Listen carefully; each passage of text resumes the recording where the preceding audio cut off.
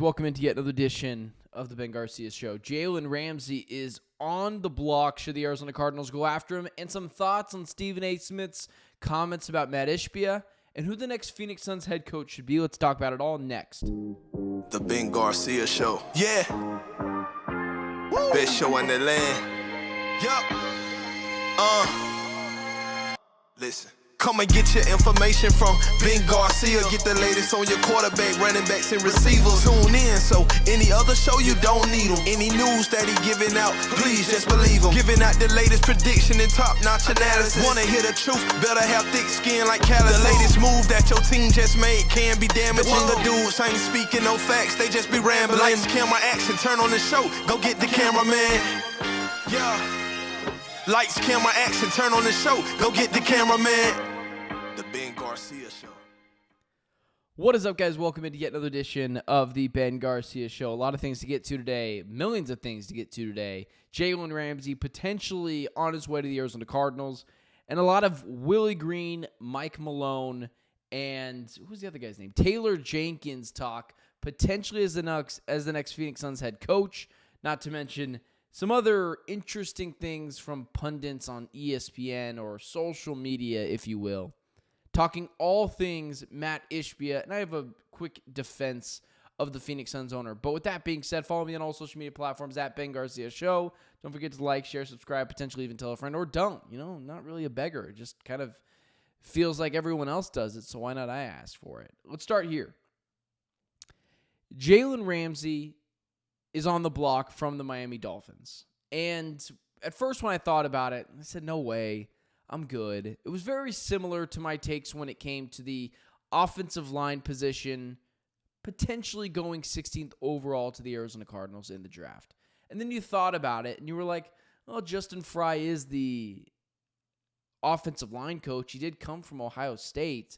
Well, it does make sense if he was able to know better than anyone just how good Josh Simmons is. Now, it could just be due diligence. It probably is for the Arizona Cardinals, because if there's anything that we've learned from their draft invites, their visits, their top 30 visits, it's very clear that this team is casting a wide range from the defensive side and just kind of picking strategically who they want to bring in on the offensive side.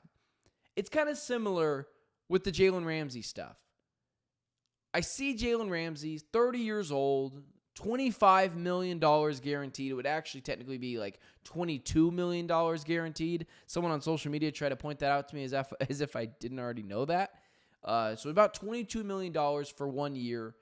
Probably have to sign him to another deal, but it's probably a 3-year, $30 million deal, $20 million guaranteed. And so I'm sorry, guys. I'm getting a text from my wife right now, and I can't help but laugh.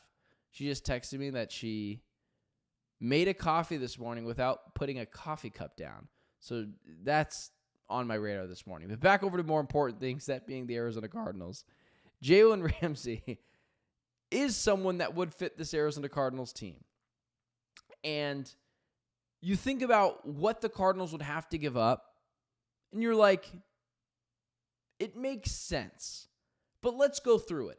I'm not advocating for trading for Jalen Ramsey for a first, second, third, heck, even a fourth-round pick. I'm going to be honest with you. A fifth-round pick is starting to push it a little bit for Jalen Ramsey and the Arizona Cardinals.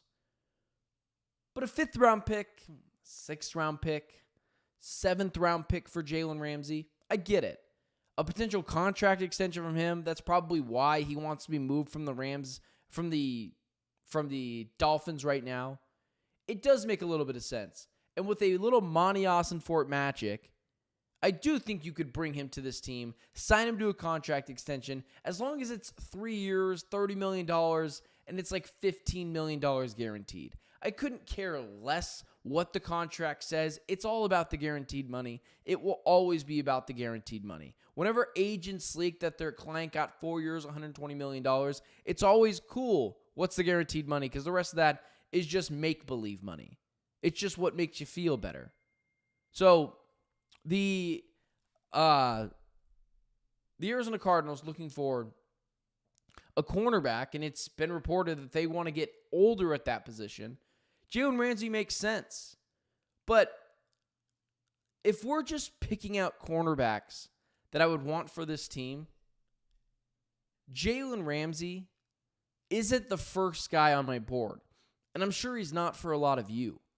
If I were picking between a guy that I would like to splurge on, it'd be Jaire Alexander. But if you're looking for Jaire Alexander, who's already on this trade block as well with the Packers, that's wildly reported. There's nothing imminent at this time, but they are testing the market to see what's out there. You're not asking for Jalen Ramsey to come in and be a shutdown corner. You're asking for him to come in, mentor young guys, be the sometimes second, probably third best corner on this team, and it does make a little bit of sense for this team to go that route. But if you're looking to get any value out of Jalen Ramsey, this isn't the place you should be looking for. If you're looking to get a number one corner, a clear number two corner, it's Jaire Alexander. And if the Arizona Cardinals are looking to improve at that position with a veteran and someone who's going to be able to take the number one wide receiver on the opposing team, not sure how much longer he has, he'll still be 28 through the rest of next year, but that's what makes more sense to me. So I bring this comparison up because you see Jaire Alexander and you see Jalen Ramsey on the bottom of your screen, and you're like, yeah, of course I would want Jaire Alexander. But he's also going to cost a little bit more. He's probably going to cost you a third-round pick. And he's going to want another contract extension, probably similar to what Jalen Ramsey did have. And so if you're just going down that route, Jalen Ramsey makes a lot of sense. Because if you're not willing to spend all the money that it's going to take to get Jaire Alexander, or a third-round pick for what it would likely take to get Jaire Alexander, maybe even a second-round pick, the NFL GMs are kind of dumb. Maybe it does make sense that the Arizona Cardinals would go after him because they want to make this room older. He could be able to mentor Garrett Williams, mentor Max Melton, two guys who showed some promise last year, especially Garrett Williams, but Max Melton definitely more raw coming out of Rutgers. It would make a lot of sense to enter him in there. And the one thing that I think this Cardinals team is really missing is a leader. Yeah, I saw some other people's reaction of Jalen Ramsey, and it was like, oh, he's not a Monty Austin Fork guy. Oh, he's not someone who's going to go out there and be a leader. I wholeheartedly disagree. The things that he used to do to get his money with the Jaguars and the Rams years ago, that was kind of all just nonsense cornerback things that those guys do.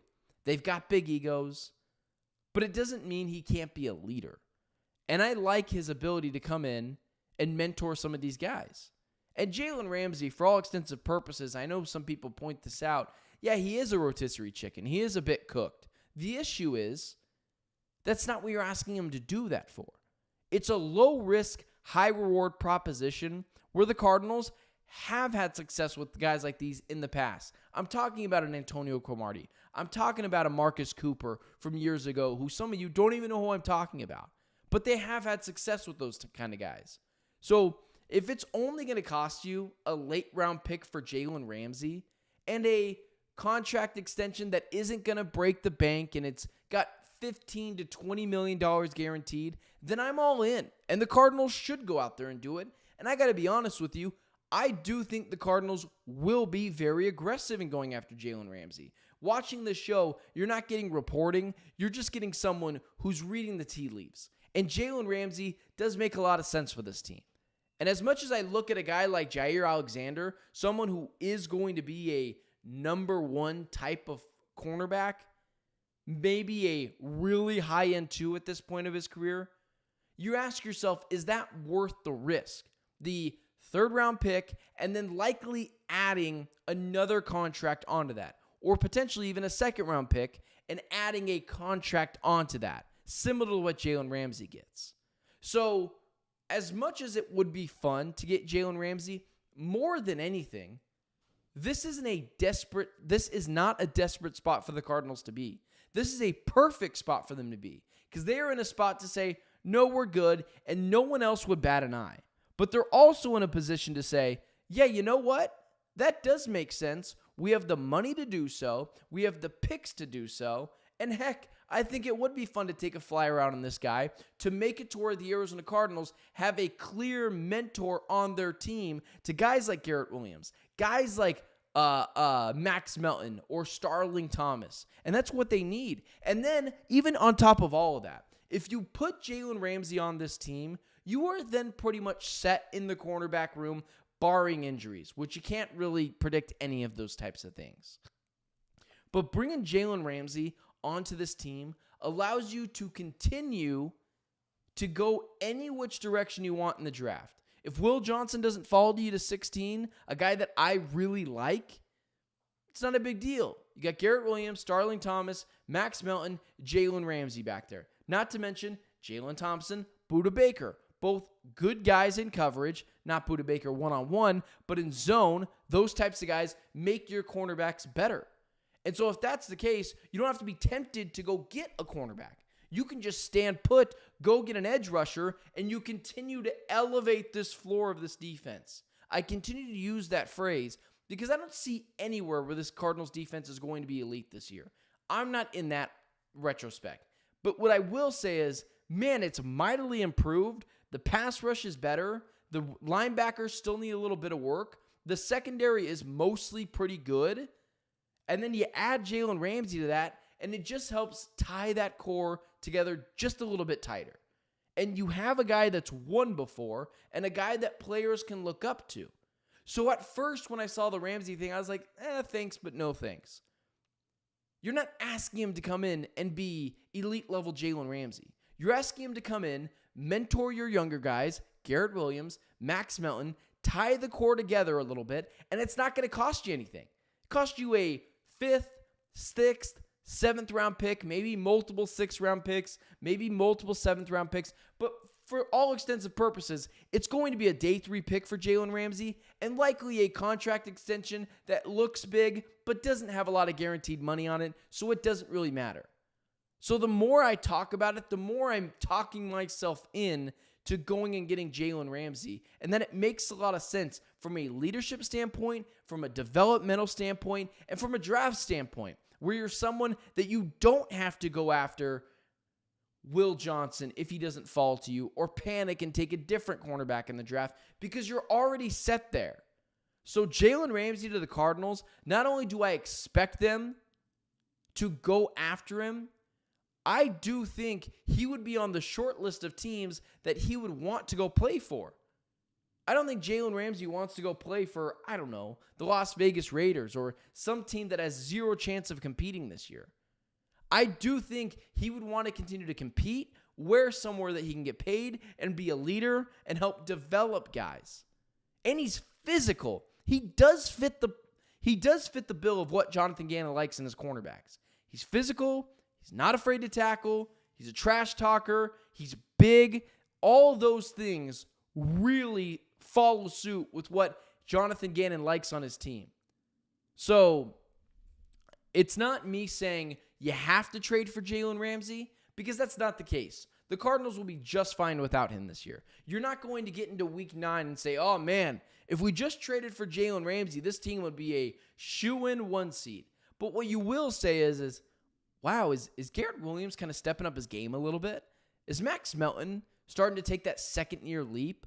And that's what Jalen Ramsey does for your team. So as much as some people kind of shut the door on it at first, and I did as well, I do think it makes sense to have him come onto this team if you're not willing to go out and spend for Jaire Alexander or trade for Jaire Alexander. Whatever that looks like in any sense.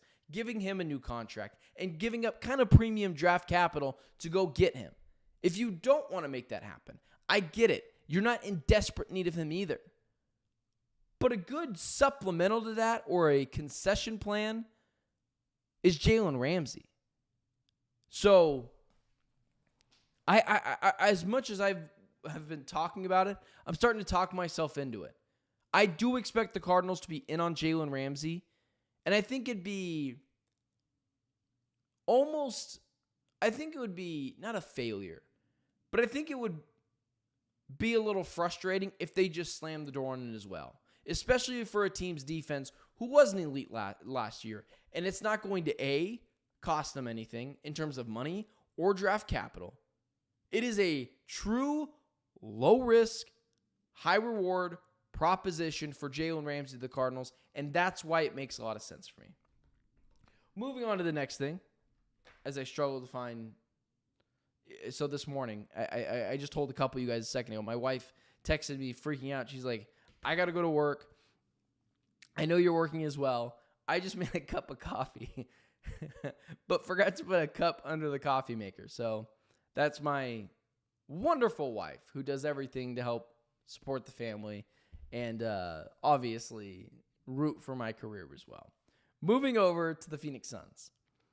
Before I get into who the Phoenix Suns' next head coach should be, who it makes sense, Willie Green, Mike Malone, Taylor Jenkins, what should the Suns' next head coach not only necessarily be, but what should they fit the mold of? I would like to go here. Mr. Bennett, Sandman, Aaron, Michael in the chat this morning. Appreciate you guys being here. I'm not going to play the Stephen A. Smith clip on Matt Ishbia.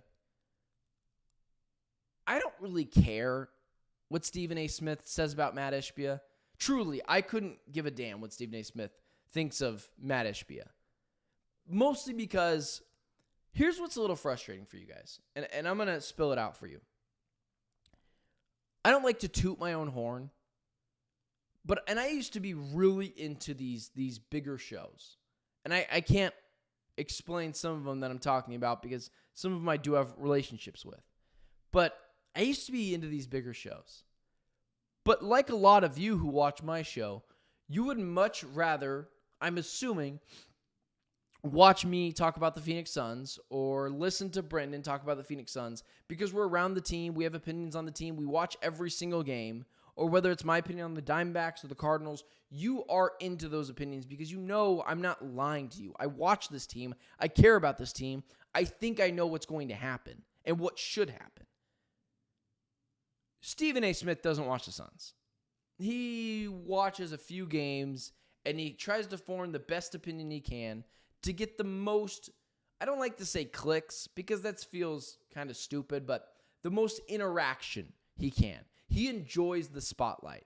And it's like when LeBron James said, you know, the guy's on a Taylor Swift tour right now talking about his interaction with LeBron. And I really do feel like if LeBron thought that was going to happen, he wouldn't have talked to Stephen A. Smith like that because it's kind of irritating. But my point is, when I hear Stephen A. Smith say that Matt Ishbia is on the track of being the worst owner ever, I don't take it seriously. And I'll give you 30 seconds really quickly on why I don't care what Stephen A. Smith thinks, and I don't want to give him much spotlight, and I'm not going to play his clip on the show because I couldn't care less what Stephen A. Smith says. He's the same guy that said the Knicks wanted Devin Booker and that Devin Booker wanted New York. Like, he doesn't know anything. He's the same guy that said Devin Booker wants New York and New York wants him. Same guy that spouted out nonsense about Kevin Durant trade rumors. Same guy that's now saying Matt Ishbia is on track to be the worst owner in the NBA. The worst owner of all time in the NBA. It is nauseating how bad of a take that is. One, because there's more to owning a basketball team than just the on-court product. And I understand, if you're a Suns fan, that you don't necessarily care about that. And I get that. But there's more to being an owner than just trading for players. Matt Ishbia questioning his want to win is insanity. Questioning his methods on how he's trying to win, totally fair. Which is why I've continued to give Matt Ishbia the benefit of the doubt outside of some of this Josh Bartelstein nonsense. Matt Ishbia is, for all extents and purposes, not only not one of the worst owners ever, he's one of the best owners, if not the best owner in Arizona sports history already. You can question his methods of which he's trying to win. You cannot question his will to want to win. Robert Sarver, you can question his want to and how much money he was trying to make while trying to do that. He was a horrible owner. Not only all the racist, misogynistic things that he got in trouble for. On top of that, he was a horrible on-court product. Matt Ishbia, on the other hand, new facilities for the Phoenix Suns and the Phoenix Mercury. Going out and trading for Kevin Durant, you could say he didn't like it, but it was aggressive. He wanted to win. He wasn't trying to shed money from Cam Johnson and Mikal Bridges like Robert Sarver would have done had one of those guys' contracts came up. Matt Ishbia, whether you want to believe it or not, or whether you care about it or not, did make food cheaper in the venues. That's not nothing. Fans can now go to games and get something to eat. That's not nothing. And the jokes about it, not fair. And even more than any of that, he made Suns games free. You can watch the games for free. And not only that, he said, I'll send you an antenna if you don't have one to watch the Suns games for free. There's more about being an owner than just the on-court product. And it's why I believe with all the other things he's done, new facilities, making Suns games free, making food cheaper in the arenas so that the fans can enjoy themselves even more. That's how I know he's going to succeed in Phoenix. Because he's pushing all the right buttons off the court. He's just got to figure out how to be more patient on the court. And I believe he's going to. And that moves me over to my next point. That not only do I think Matt Ishbia is going to be a good owner, I think he's going to be an insanely great owner for years to come. I think he's going to be one of the best owners in the NBA. That's how good Matt Ishbia is. And he ain't cheap. And for the dummies in the chat, like on Locked On Phoenix Suns, that try to tell me I'm in the pocket of Matt Ishbia, that's actually not true. He has watched our podcast. He's told us that before.